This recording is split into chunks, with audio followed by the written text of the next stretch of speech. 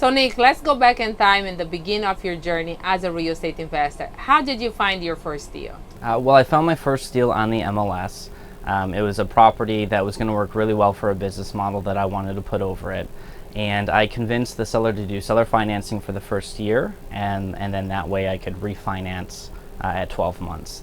And so by doing that, I only had to furnish it, and the property ended up buying itself in that year's time. That's cool. And where is this property located? That's in New Mexico. How often do you go to New Mexico? Rarely. Okay, since you own this property, how many times have you been there? I think I've gone back once. So you found this deal on the MLS. Mm-hmm.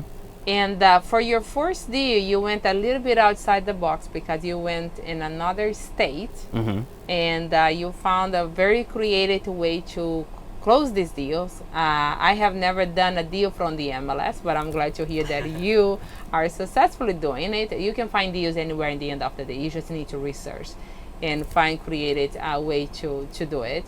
How much did you pay for that property? We bought it for $280. $280. And you're saying it's cash flowing right now? Yeah, it cash flows about, depending on our occupancy, $6,000 to $10,000 a month. Who is managing the property? It's self-managed. Okay, how do you self-manage it? I trained an assistant, and she runs the management of it. We've got our clientele, we've got boots on the ground, management, maintenance, cleaning, things like that. Okay, because I know doing a deal and keeping a deal like this, not even on your state or city, is a little bit challenging.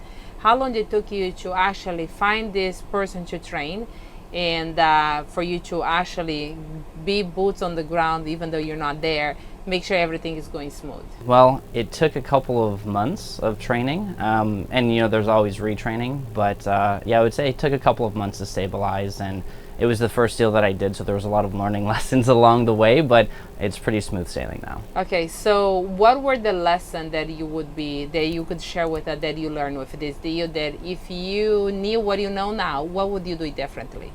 I don't know if I'd do anything differently. What I did well with is take a risk, and I took action.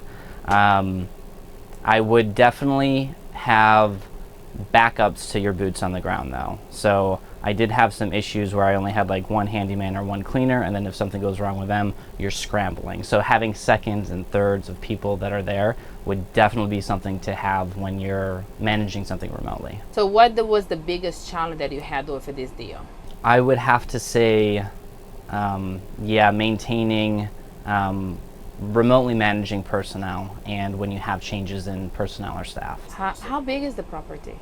It's like 3,200 square foot. It's a big house. Yeah, it's a 4-3.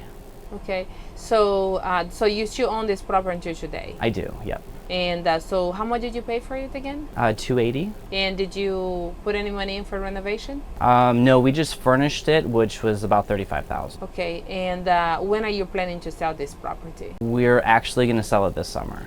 Okay, and do you know what is going to be the sales price? Yeah, we're going to list it at $460. What would be the profit if you do end up selling with this price? It's going to come to about $175,000.